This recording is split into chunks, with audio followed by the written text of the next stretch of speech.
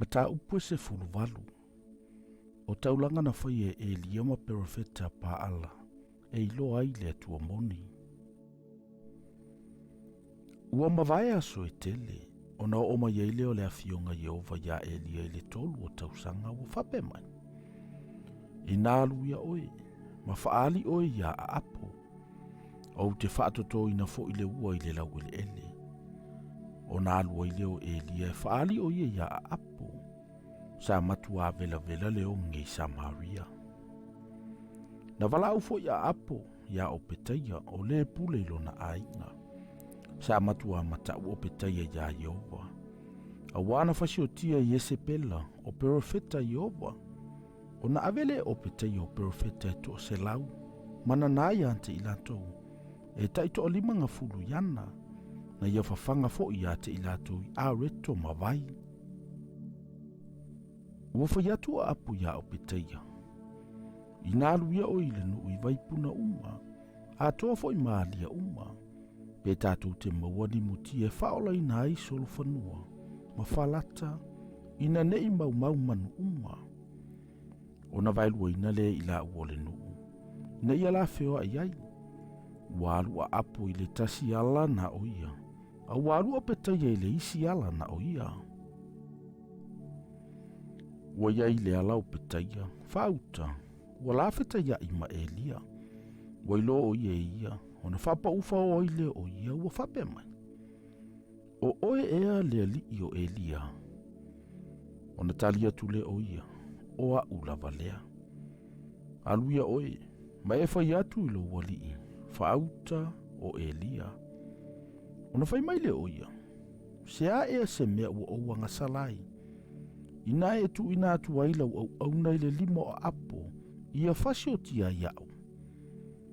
O lo so i fua Yehova lo watua. Ele aise nu upo o se malo ele i o iaile fe au o lo wali. E sa ili ia ante oe. Alatu utali mai iai. Ele iai. O na ia whai atu lea. E tauto lea malo ma lea nuu. Walatu le maua oe. O le nei. Wa e feta lai mai. Aluia oe ma e whai atu ilo wali.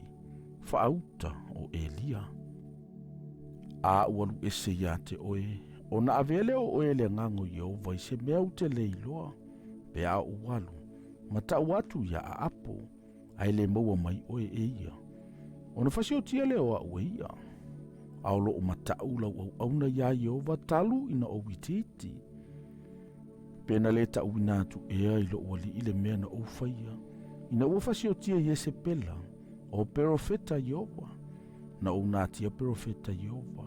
O tangata e toa se lau. E taito o lima nang fulu yana. Na ufafanga foi ante ilantu a reto mawai. O le nei foi. Wa e feta lai mai. Aluia oe. Ma e whai atu ilo wali. Whaauta o Elia. O na fasi o tia leo haueia. O na whai atu leo Elia. O loo so i fua Yehova o au. O iau te tuai i o na luma. O te whaali lava au i ante ia i le aso nei. O na alua i leo o pitaia. E whaafetaia ia a apo.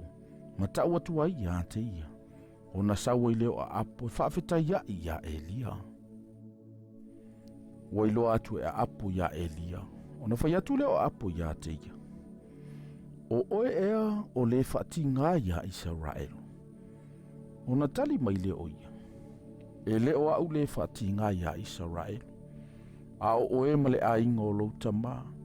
A wau au tautu ua o polo inga Yehova. Ma au tau muli muli atu ia paala. O le nei. I nā whe au atu ia. Ma whaapotopoto mai ia te au le maunga o karamelu. O Israel umma.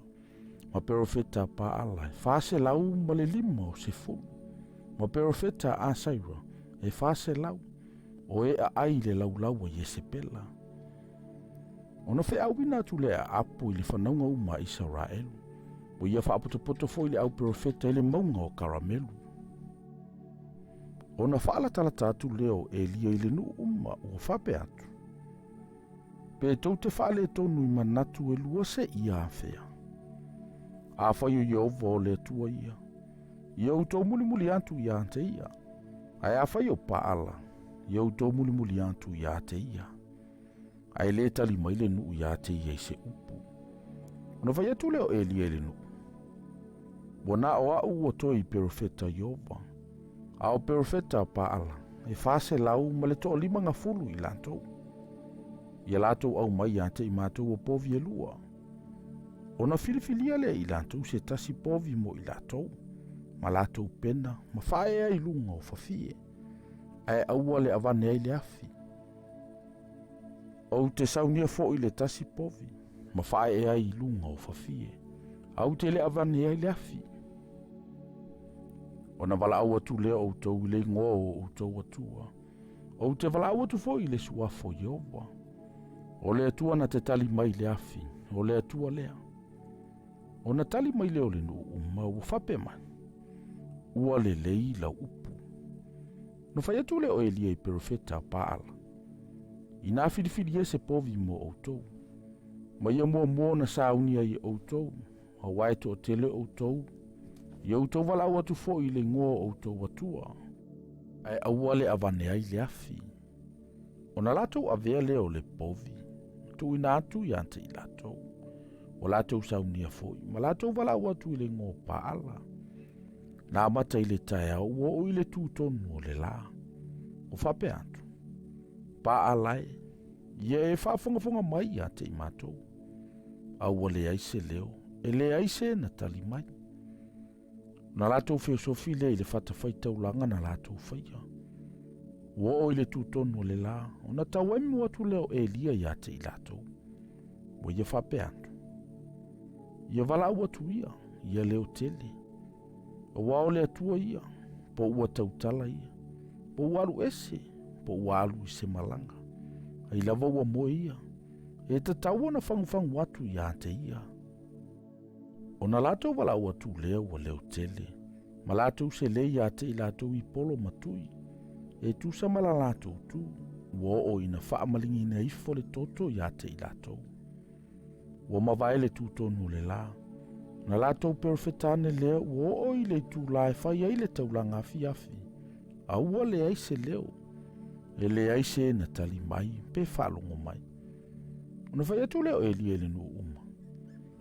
I nā whaalatalata mai ia te au. Ona whaalatalata atu leo le nu uma ia te ia. Ona toe te ule e ia o le whatafaitaulango Iova, sa solo ia i lalo. Ona avele e li o mae se fulu ma le lua, e tusa ma le Faitauina i tu ainga o atali o Iakopo. O le na o ia ile a fionga Iova, na whapea. E ingoa o ia Israelu. O na whaia le e ia maa o le whatawhaitaulanga i le suafo Iova. O whaia fo ia le utu o so o i le whatawhaitaulanga. O lona te le ua tusa ma sea i lua o fua. O na whaafu le e ia o fafie ma pena le povi. Ma whae ai lunga o fafie. Na whaia tu le o ia. I nā whaatumu ma ia o kate e wha i le vai. Ma sa ai lunga o le taulanga mu. Ma lunga o fafie. O ia whai atu foi. I nā foi whaalua ma ia. O na lato foi whaalua ma ia i lea. O ia whai atu foi. I nā foi whaatolu ma ia. O na lato foi whaatolu ma ia i lea. O tafe le vai o so o ai le whatawhaitaulanga. O tumu foi le utu i le vai. O i le tu lai whai e le taulanga afi. O na whaalatala tatu wai leo e lia le profeta. Ua whape atu. Ieo vai. Le tuo ampera amo. Ma isa ako ma Israelu. Ia whailoi le ne yaso. O oio le tua i Israelu. O au fo i o lau au auna. Ma ua u whaiau nei mea u mai tusa ma lau a fionga.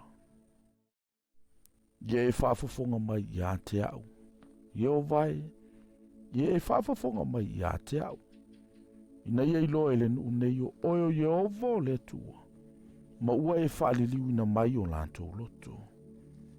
Ona pa ui fo leo le afia Iehova. Ma whau matia i le taulanga mu. Ma whafie, ma maa. Ma le ele ua miti i ai. Fo i le vai sa i le utu. Ua i loa ele nu uma. Ona whapa ufa o i leo i lantou. Ua whapea. O Iehova o le atua ia. o Yehova o le atua ia. Ona whai atu leo e lia ia te ilato. Iau tau pupu e perfeta pa ala. Au wana isa wantu so lato. Ona lato pupu e le ia te ilato. Wave i fofoi e lia ia te ilato i le alia o kisona. Mana fasioti ia te ilato i le mea. Ona whai atu leo e lia ia a apo. Ina maliwa ia oe.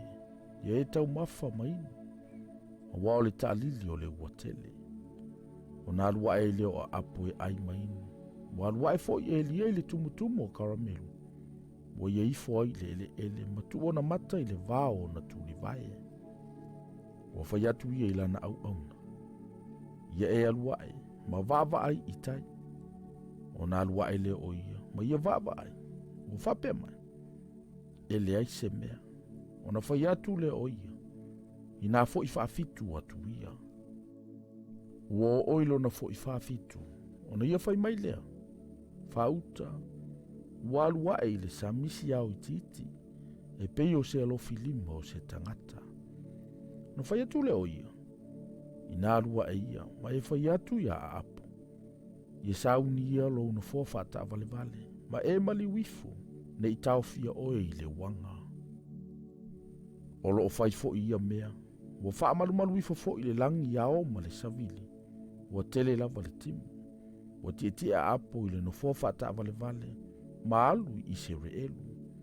Sa ia e lia le a ao Yehova. O na fusi ai le o ia ilo na sulunga titi.